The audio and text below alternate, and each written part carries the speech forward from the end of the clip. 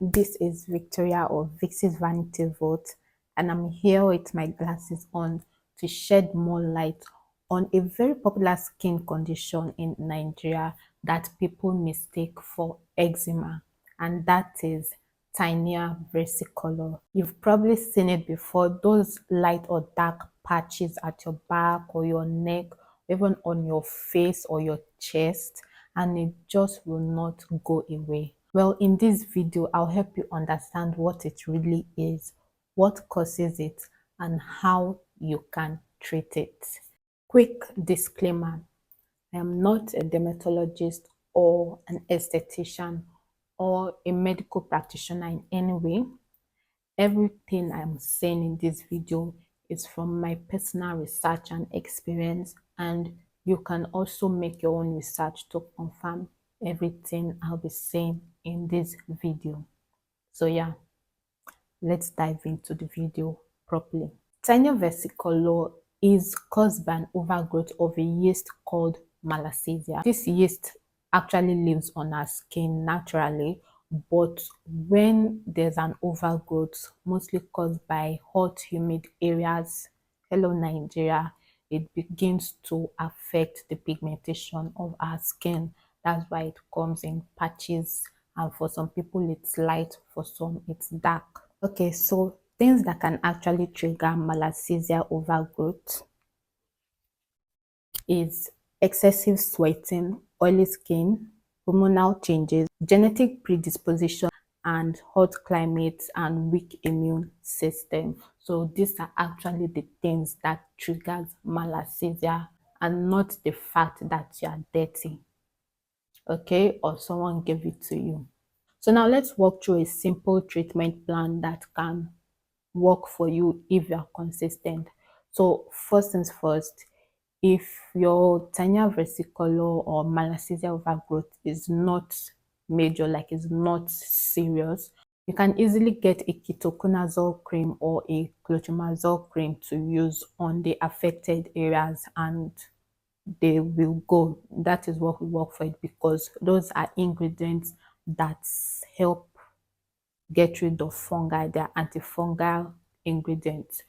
However, if your Tinea Versicolor is major, I will advise you to incorporate ingredients that will get rid of it while bathing and in the cream form. So what I mean by this is there are shampoos that are anti-dandruff shampoos, but because dandruff is caused by a fungal overgrowth as well, you can also use those shampoos on your body for your Tinea Versicolor. So shampoos like Nizoral that contains Ketoconazole is very great. Then there are also shampoos like your Selsun shampoos that contains Selenium sulfide, which is also great. There's Selsun Blue, there's Selsun Green. Just read the ingredients. As long as it contains Selenium sulfide, it is great as well. Now there's also your shampoo like your Head and Shoulder that contains zinc Pyrithione. It is also great, although zinc Pyrithione is not as effective as Ketoconazole, but it is also great to use. So now you can use either of these shampoos morning and night, because it is serious, morning and night, to wash your body, especially the affected areas. So now when you've shampooed or washed your body with either of these ingredients, then you can use your Clotrimazole cream morning and night as well, because it is a serious case, right? Morning and night as well, to get rid of the overgrowth. Oh my God, my earring. So I also know that people treat the Tinea Versicolor from inside out by taking medicines like Fusin to bring everything out and then get rid of it.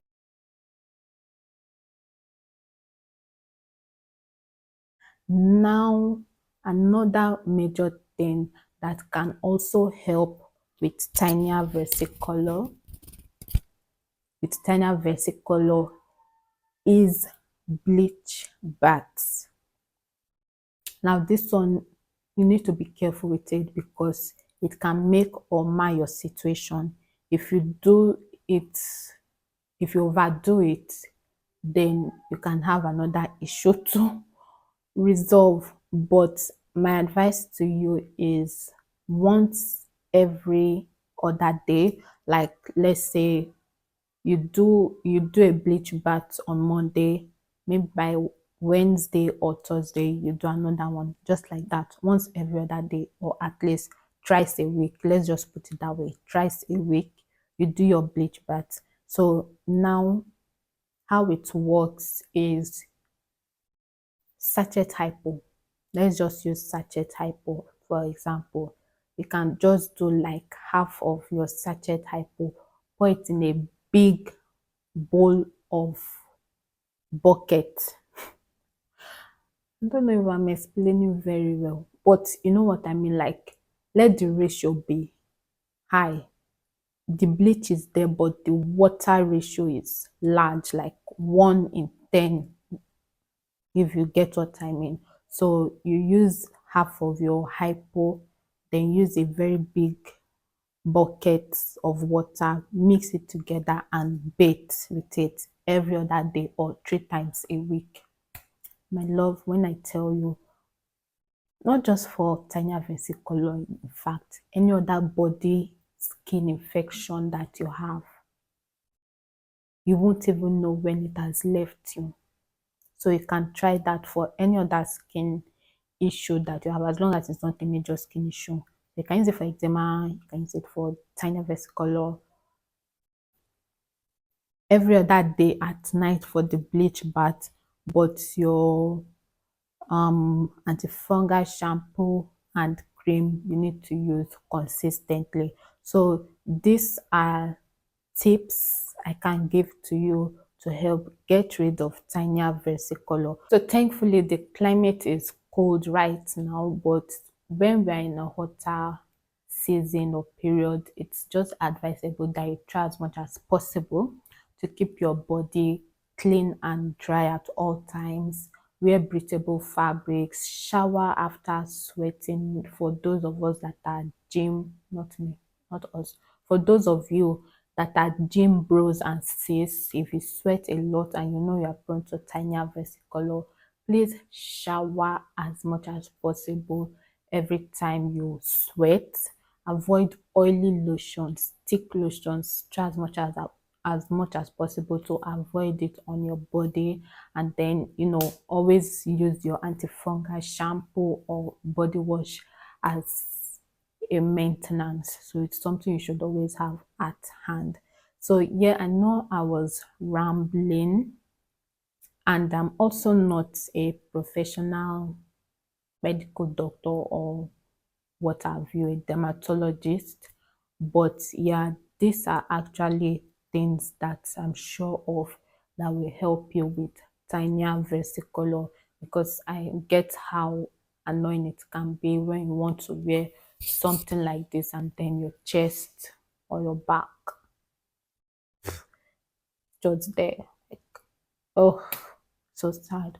But yes, I can assure you with these steps, that's bleach bath 3 times a week, antifungal shampoo, and then your cream, either Ketoconazole or Clotrimazole cream, will help you a long way. And then you can also use the Fusin medicine to work it out from within. My English is not great today and I've been rambling. But yes, thank you so much. If this video was helpful, please leave a comment. I'm serious about the comment. I really want somebody to comment on my video. Like seriously, if you watched to this point, please leave a comment. Even if it is a simple hi, I would appreciate that. I just want to know that someone other than me is watching my videos. But yes, thank you so much for watching to this point. And as always, I have much more educative and fun videos on the way. Thank you so much for watching, and I'll see you in my next one. Bye, toodles.